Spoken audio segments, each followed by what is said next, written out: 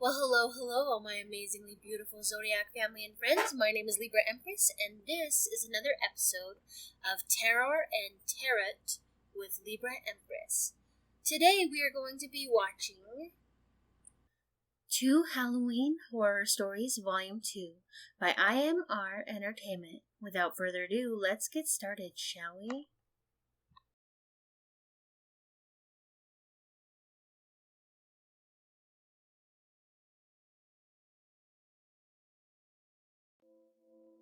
Last year, I went to attend a Halloween party at one of my college friends' farmhouse.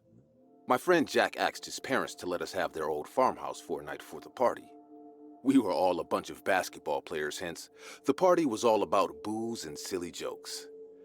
At least, that's what I expected. Jack's father inherited this farmhouse from his father and kept it for weekend getaways. The farmhouse was 40 minutes drive from our college campus. We all decided to meet there with our backpacks at 5 p.m. sharp. I have always been a responsible adult, hence, my father didn't deny to lend me his car for this one night. We were 6 guys, including me and Jack. We hopped into the car, and Jack sat beside me to help me with the directions. After leaving the town area, we took a dusty road. The road continued between the forest. When we reached the farmhouse, it was almost 6 p.m. as we stopped near a store to get enough booze and snacks. It was a 2-story wooden house with a lake behind it. The area was secluded. I didn't see a single house throughout the entire journey. Everyone got quite excited. We started the preparations for the party. We brought a lot of spooky stuff for decorations. Fake cobwebs, crafted pumpkin face, candlelights, etc. Around 6:45, we finished the entire decoration and lit the candlelights and the fireplace. The house was looking dark and perfectly Halloween themed. We decided to keep the party downstairs to make less mess around the house. We put up some rock music and started to drink beer as everyone was cracking boys' jokes. The downstairs area had a broad dining space where we were all partying and a bathroom in the left corner. I noticed a big oil painting above the fireplace. It was a family painting. I could identify Jack's parents. They were standing with an old couple, which I think was Jack's grandparents, and with a woman sitting beside on a chair. She was wearing a silver bracelet on her hand. Her face appeared pale and she seemed sad. It felt like she wasn't interested to pose for the picture, but due to the family's sake, she just sat there. Seeing me looking at the picture, Jack said to me, "This picture was being painted right after my parents got married and came to visit my grandparents." I asked him, "Who is that woman in the painting?" Jack said, "That is my aunt. She went missing before I was born. My father said that Grandpa was the local sheriff in those days. He searched the entire area many times but couldn't find her. Local people said that she ran away with her high school boyfriend, but Grandpa kept saying that she is in trouble. My father said Grandpa left this house ever since and never came back. He got a bit hysteric on his last days before death, saying he heard my aunt's voice many times inside this house." The atmosphere got a bit eerie as Jack finished his family story. One of our friends came to us and said, "Guys, let's enjoy this party. We have lots of booze to finish before dawn." Eventually, Jack and I joined the party and forgot all about this. Everyone was drinking like a maniac and the music started to get louder. The place was so deserted that we didn't have to worry about complaining neighbors. Around 12 p.m., all of us were drunk as hell and we realized we were out of beers. I told my friends, I am done with drinking for tonight. Also, I didn't want to drive in the morning with a terrible hangover, so I surrendered. But my friends wanted to drink more. Just when I was thinking how risky it will be to drive to that faraway store amidst the forest, Jack went upstairs and got an old worn-out key from his father's room. Everyone asked him what is he doing with an old rusty key. Jack said they had a wine cellar in the basement and some of its collections can be there still. As I was the sober one in comparison to others, I decided to go down to the cellar to grab a bottle of wine. The basement entrance was at the back of the house. I came outside with a flashlight and started to walk. It was quite chilly and the moon was showering pale silver light. The lake water sparkled in the moonlight and slow wind was coming from the lake. It created small waves in the lake water while making a whooshing sound. Crickets were chirping. I could also hear the sound of the lake water hitting the wooden deck. When I reached the basement door, I flashed the light around me once. It was quite scary to stand there all by myself. I decided to get the bottles fast and go to bed after handing them to my friends. The lock on the door looked dusted. The key was not needed, as I noticed the lock was already broken. I pushed the door in, and it made a terrifying creaking sound. A dark stairway lied in front of me. I flashed my torchlight inside and saw a couple of wooden shelves down the basement. My footsteps started to create little creaking sound on the damp wooden stairs. The basement had a stuffy smell which made me realize no one came down here in years. Once I reached the basement, I walked towards the closet wooden shelf. It had a few bottles in it. Other shelves were almost empty. I took 2 bottles with me, and just when I turned to head back, I heard a soft squeaking sound coming behind the left side wall. First, I thought it might be a mouse or some other small animal. I flashed my light onto the wall, and the sound stopped. I ignored it and stepped on the stairs to go up. Just then, I heard that sound again. This time, the sound appeared a bit louder, and it felt like someone whimpered. Sweat started to appear on my forehead. I was alone in an unknown house inside its dark, rusty basement at the Halloween night. Gathering all my courage, I flashed the light again at the wall, and my heart flunked to my throat. I saw a frail, skinny woman lying on the floor with her face hidden into her folded, skinny knees. The woman was wearing a torn-out blue skirt and a pale white top, and something was shining on her wrist. I was so drunk that my torchlight made her wrist shine vividly into my eyes. She was sobbing in a very soft voice. I was scared, almost about to run, but I spoke in my broken voice. "Hey, are you all right?" For a moment, I thought it could be some homeless person on Halloween night who decided to take shelter here. That also explains the broken lock. The woman started to lift her face up just when I heard my friend Jack's voice coming from outside. "Max, why is it taking you so long? Just grab 2 bottles and come on out, man." Hearing his voice, I got my courage back and I called him saying, I think there's a homeless person down here, Jack. She might be needing our help." Jack came down with 2 of my friends and they flashed their lights all over the basement. Surprisingly, there was no one. The lady was gone. They all made fun of me for hallucinating ghosts after getting drunk on Halloween night. Embarrassed by myself, I also agreed that I might have hallucinated the entire incident and got back to the house. I lied down in my sleeping bag near the fireplace. My friends continued to party and drink like before. Just around 3 p.m., I woke up to go to the bathroom. I saw all my drunk friends lying here and there and sleeping like a rock. Some of the Halloween candles were still burning, but the fireplace ran out of wood. Light and shadow were playing all around. As I walked to the bathroom, I heard a knock on the glass window nearby.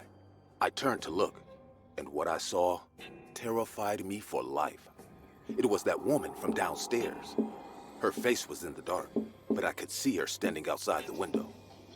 Her weak, frail hand kept knocking on the glass. Clank, clank, clank. Suddenly, she leaned to the glass, and I saw her horrifying face. Her eyeballs were dripping out of the eye sockets. Her face was so vicious that I could hardly figure out how she looked like. Suddenly, my eyes went to her lean wrist. At that very moment, I identified she was wearing the same bracelet that Jack's aunt wore.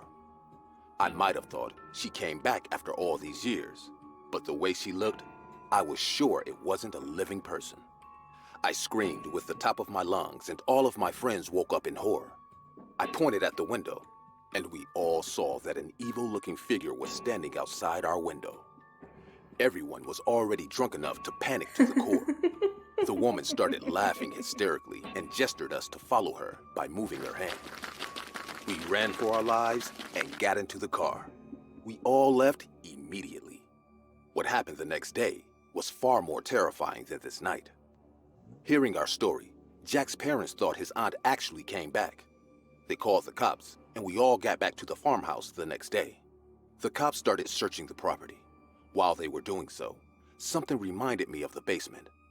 I took them to the basement, thinking they might find her there, where I saw her the first time. A cop flashed his torchlight into the left side wall after I pointed out. There was something sparkling under the worn-out bricks. The cops tried to pull it out, but seemed like it was stuck into the wall from the inside. The cops then started to kick the wall, and a hollow sound came. It felt like there's an empty space behind the wall. After 4 to 5 kicks, the wall broke down, revealing a secret space stuffed with cobwebs and spiders. What happened next was beyond our imagination. They discovered a skeleton of a woman dressed in a blue skirt, white top, and the sparkling thing was the bracelet on her wrist. It was indeed Jack's aunt. Later, we came to know that her boyfriend murdered her. Instead of dumping her body somewhere else, he waited for the family to move out and came back to this house. He broke into the wine cellar and buried her inside the wall. The cops are still searching for that man.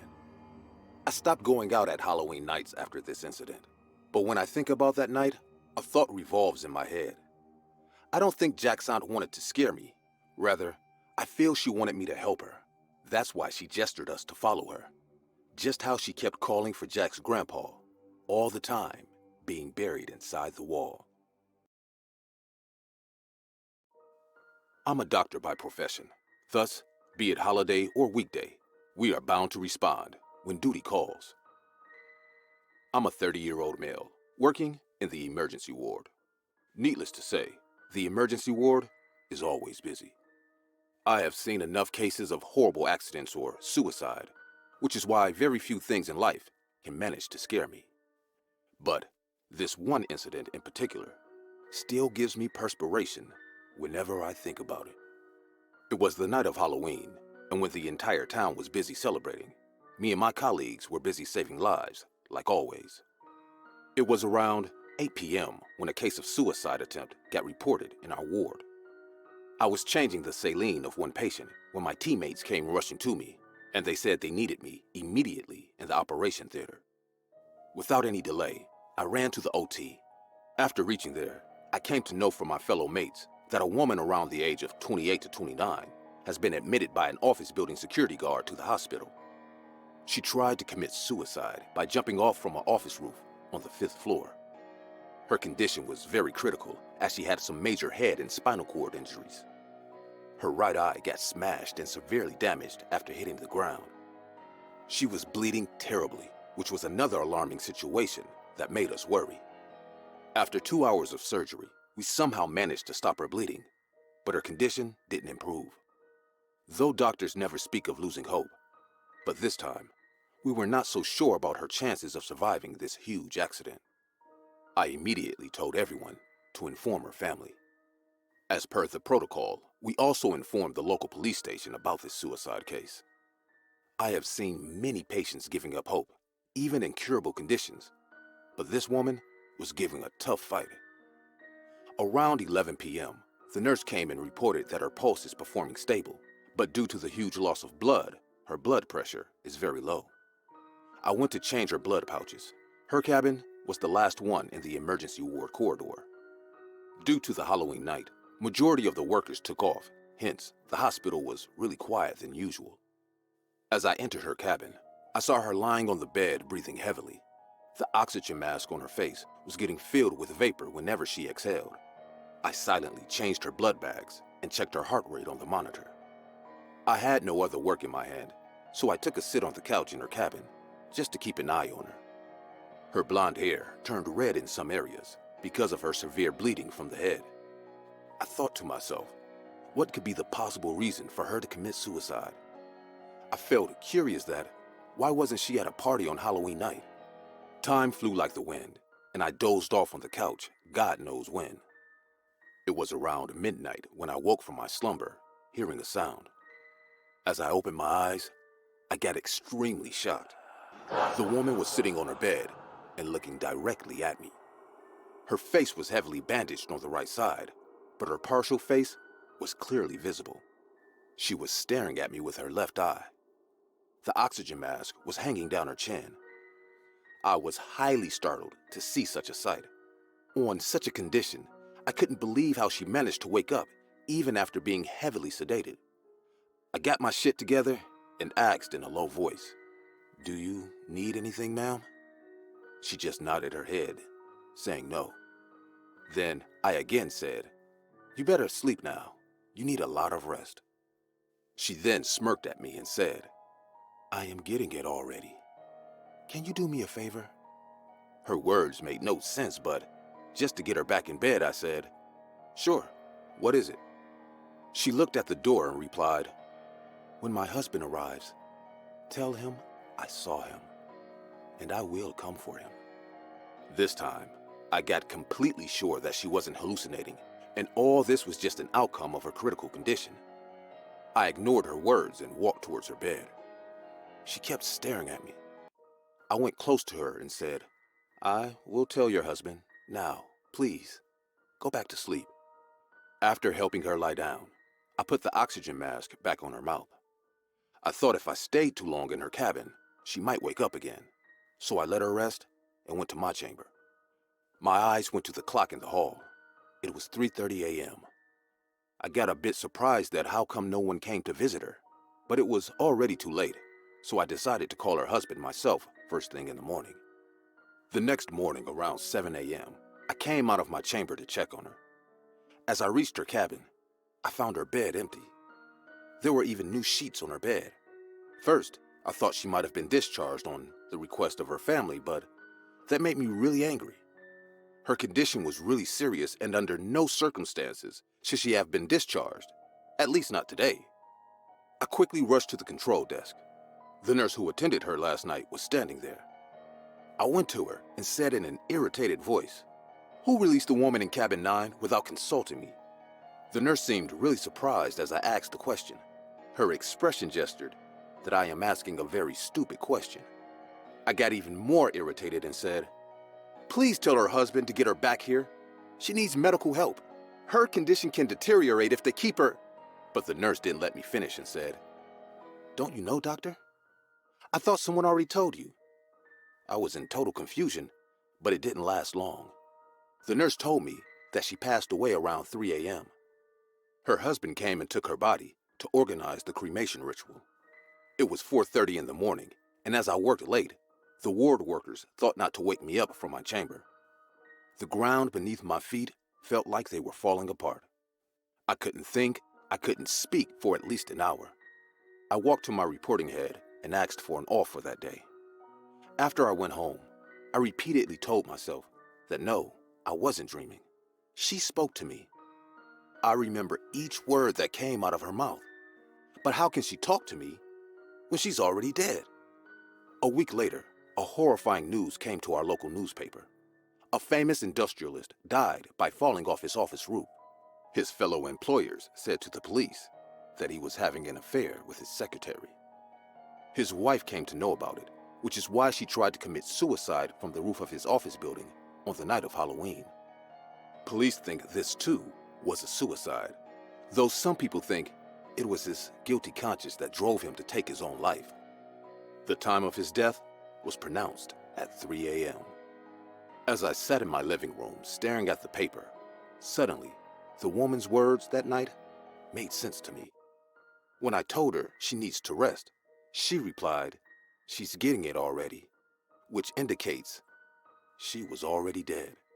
A cold sensation rushed down my spine when I thought about the second part of her sentence that, "When my husband arrives, tell him I saw him tonight, and I will come for him." Did a dead person really come back to announce her revenge on a Halloween night? And most of all, did she really get it? I don't know.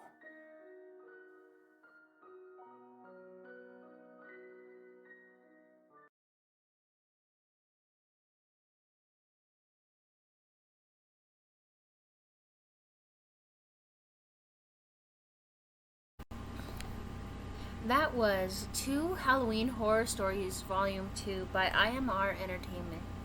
Now, while we were watching that, I pulled 5 cards, and this is what I got. I got that the past person we're talking about is a reverse King of Swords, so an air sign. Bit of a bossy person, someone who's very bossy and authoritative. They judge people off the bat, if that makes sense. looking back on their life, how they see it is it wasn't much of a struggle. It wasn't really a burden. They didn't take life as a burden, even if they had responsibilities. They didn't see it that way. It was like a code of honor there. A lesson they would like to share is to celebrate your rewards more often. Alright? Because life's unexpected.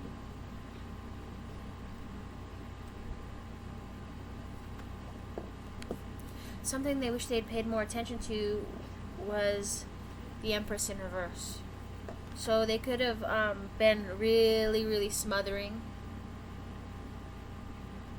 Very smothering person. And they wish, or maybe they weren't as smothering as they'd like to have been. You know what I mean? It could have gone either way.